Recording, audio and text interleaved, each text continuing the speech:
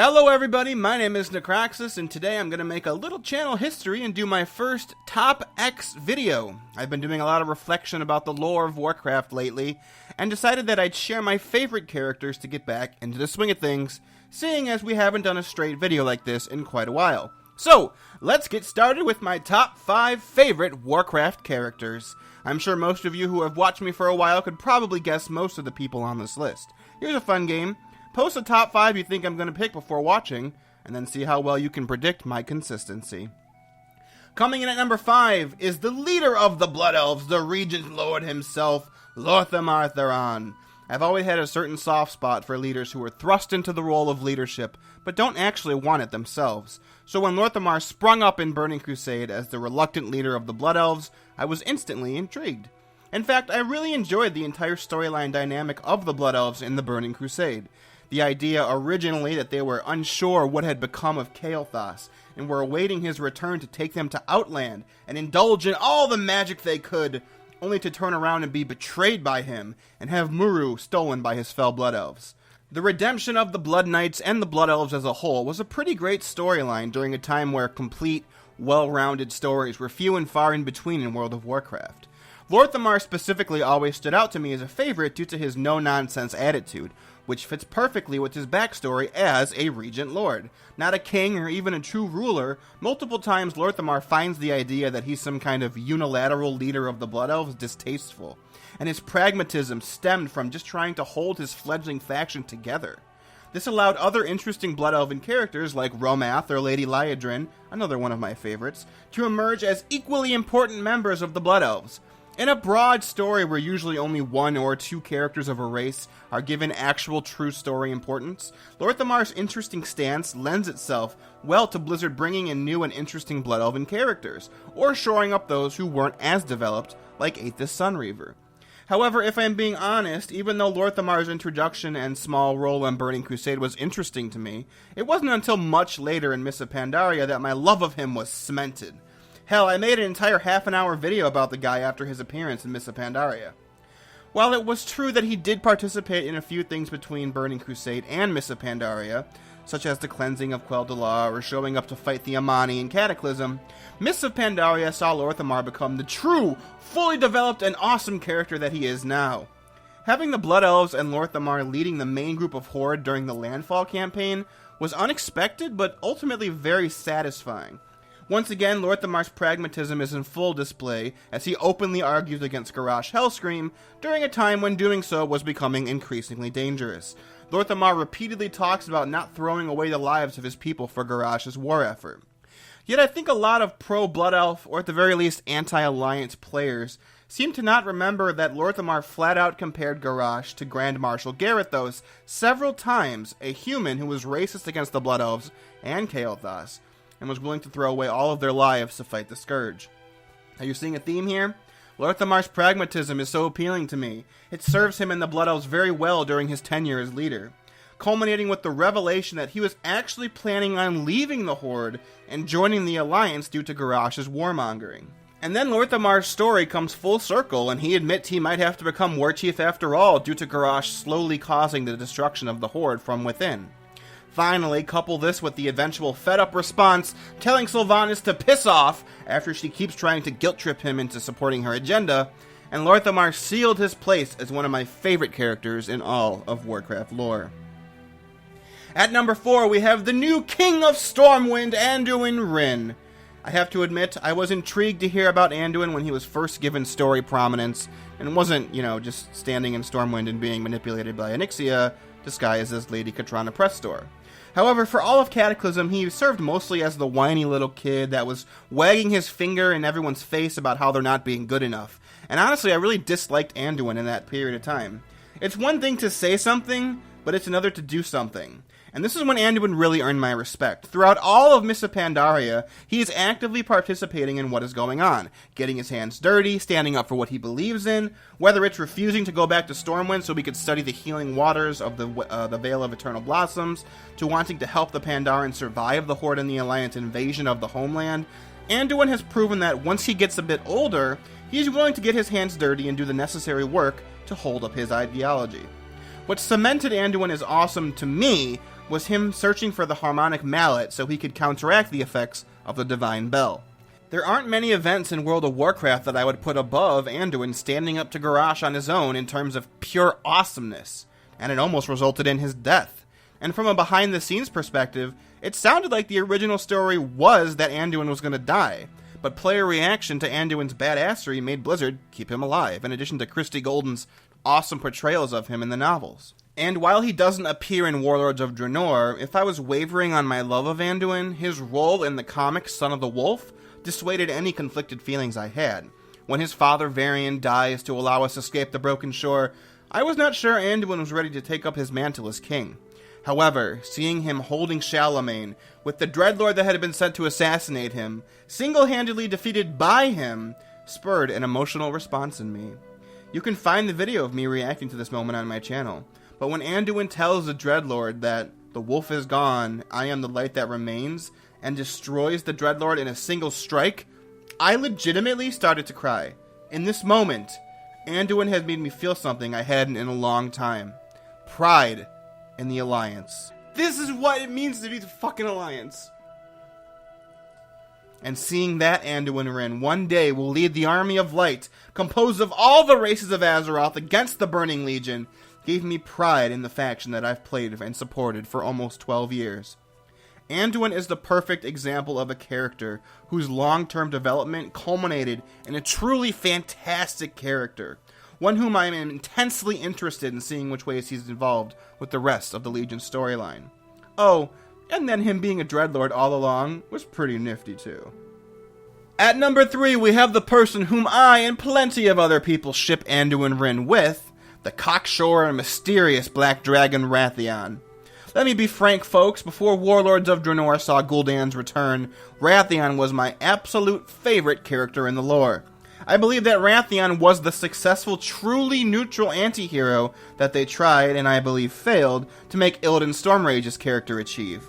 Whereas Illidan's character seemed to falter around their fumbling with him being in love with Tyrande, and the numerous retcons forced upon him with his reintroduction in Legion, Wrathion seemed to be developed in an opposite faction.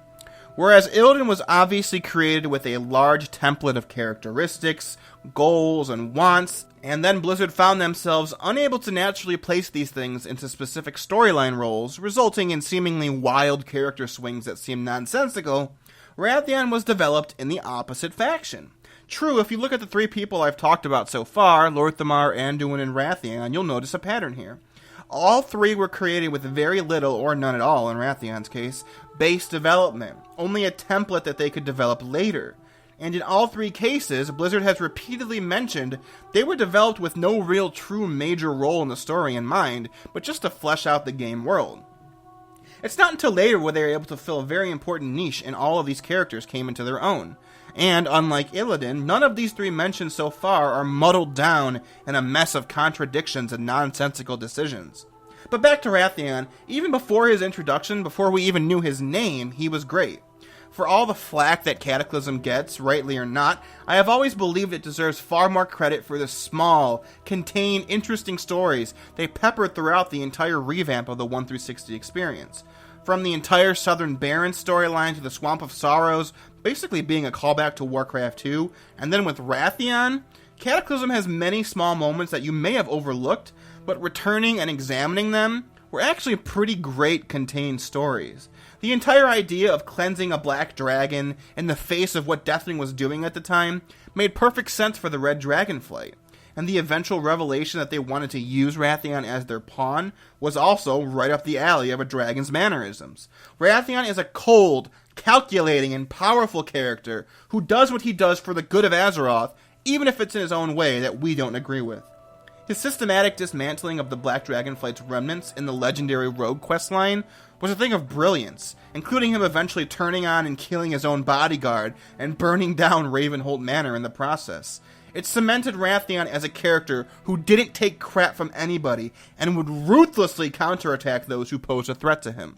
This was taken to an 11 in Mists of Pandaria, with Wrathion actively manipulating the Horde in the Alliance war to end it as quickly as possible, regardless of who won, he didn't care. first casting his lot in with Garrosh, and then swapping to the Alliance after seeing what the Garrosh had done to this faction, Wrathion's manipulation, successful or not, of the Horde and the Alliance war was only one part of his grand plan. Similar to Illidan, albeit for different reasons, Wrathion was also after power.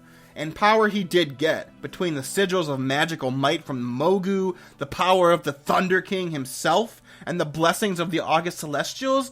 Wrathion accumulated an immense amount of magical power in his short life. Remember, he's still only an adolescent. And, as adolescents tend to do, he majorly screwed up.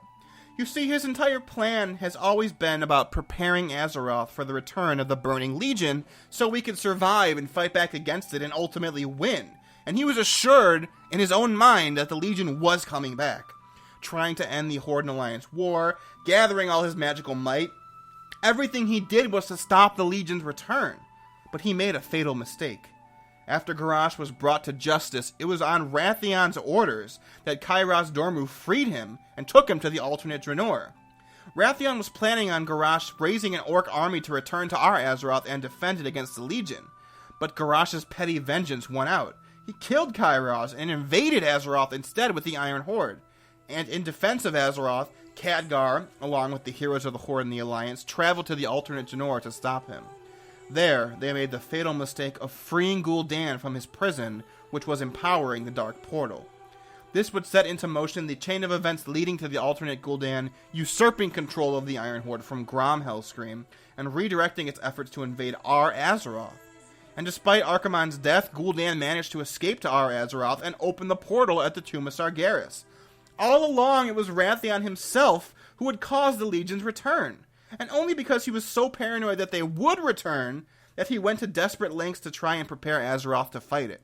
By the way, not to toot my and Howie's own horn, but we basically called this entire story, with a slight twist on how it actually happened, probably like a year or two before it even occurred. Just go watch that video about Wrathion I made. This is the great, interesting, awesome irony of Wrathion's existence. In his effort to fight that which he most feared, he was the direct cause of that which he most feared to come to fruition. And this is why he is such a fascinating character. He's not a one-dimensional archetype. He's a flawed individual who tried his best to prevent the Legion's return, and ended up causing it himself. The only negative I can point to is Blizzard's randomly nonsensical decision not to include him in Legion's events. I desperately want to see Wrathion's reaction to what he ultimately caused to happen himself, and how he'll try to fix it. Because if there's one thing Wrathion does not do, it's sit on the side and leave Azeroth's fate to others. At number 2, we have Queen Azshara. You're going to notice a trend with numbers 2 and 1 on this list. As I've grown older, I've grown tired of stories where the villain was some noble individual who was turned to the ways of evil because of circumstance or some corrupting influence. There's something to be said for a villain who is just evil for evil's sake. Somebody who doesn't give a damn about what anybody thinks, doesn't care who they screw over or who they are to get what they want, and they have the power to back it up. And that is who Azshara is. She never cared about the Night Elves. She most likely doesn't even care about her fellow Highborn. She cares to the extent of being worshipped by these individuals as the goddess she believes she was created to be. After all, she believed only Sargeras was perfect enough to be her mate. But this is not why she's so great. It's because she has the power to back it up. Mannoroth observed, when he wanted to kill her for her defiance during the War of the Ancients, that she outclassed him in power. True, he realized, only Kil'jaeden, Archimonde, and Sargeras himself could outclass Queen Azshara. This would, comparatively, put her on par with the Guardian of Tirisfal's power. And this power Azshara achieved on her own without any help. Sure, she had various tools at her disposal, such as Shiralstal, and lived near the Well of Eternity, but nothing has ever suggested that these were the things that gave the great Queen Azshara her abilities. So if we accept Mannoroth's acknowledgement that she's only outpowered by Archimonde, Kil'jaeden, and Sargeras, she would literally be the most powerful non-demonic caster in all of Warcraft's lore. And of course, this is compounded to an unknown exponential amount when she is empowered by the old gods and becomes a Naga, and settles her capital of Nazjatar near the remnants of the Well of Eternity at the bottom of the sea, at the center of the Maelstrom. You would have to ignore canon to pretend that all of these external powers manifesting themselves on or near Azshara's current residence wouldn't increase her power even further. At the very least, we know Azshara's forces, not even Queen Azshara herself, can subdue and take control of the elemental lord of water Neptulon and his realm with relatively little effort. Every time Azshara sends her Naga to a location, it is almost always a small faction, yet they are incredibly effective, even if they ultimately lose to the greatest Deus Ex Machina in the lore, us players. Blizzard has been teasing Azshara for nearly a decade now, and frankly, as somebody who enjoys her as the evil witch she is, I'm getting a bit tired of being teased about it. Azshara certainly deserves her own expansion, and hopefully, one day we'll get to see the Queen shine in all her glory the way she should, because after all, there has only ever been, only will ever be, one Azshara. Coming in at number 1, and to nobody's surprise whatsoever, is the immensely powerful warlock, the leader of the Shadow Council, and darkness incarnate himself, Gul'dan. What can I say about Gul'dan that I haven't already expressed before? If you follow me or my channel in any way, you've heard me gush over my absolute adoration I have for this character. He hits all the same marks as Azshara does for me, with the pluses being he's also a warlock, which is the same class I've played for 12 years, and he's an even greater manipulator than Queen Azshara.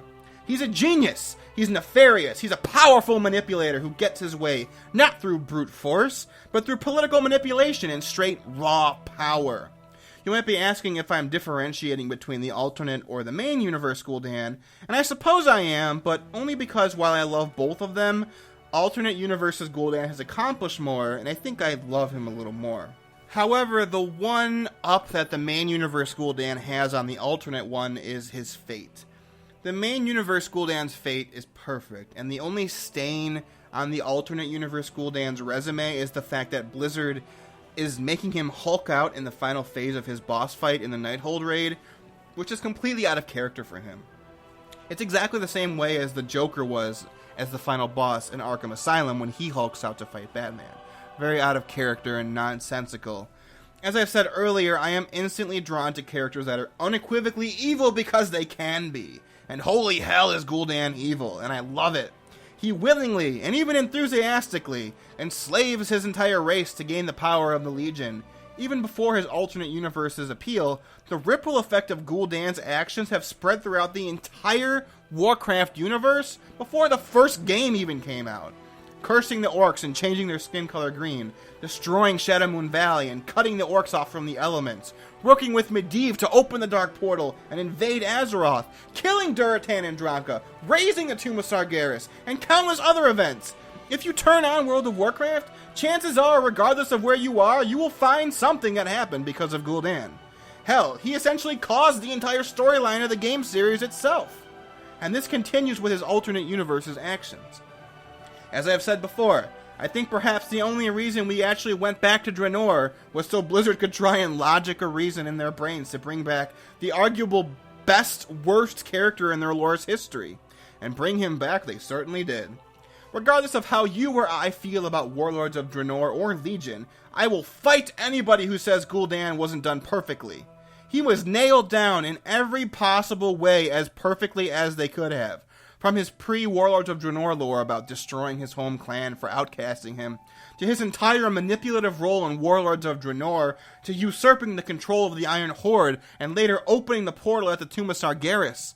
I am sad we will see his death in the Nighthold raid, although I believe there could be ways he could return to the Twisting Nether since he so infused himself with Fel energy at this point, because we will once again say goodbye to the best villain that we have in the Warcraft universe. Like I said before, the only issue I have with the alternate Gul'dan's fate is him just hulking out at the last phase of his fight and dying that way, when he should just be fighting us alone with his immense magical power.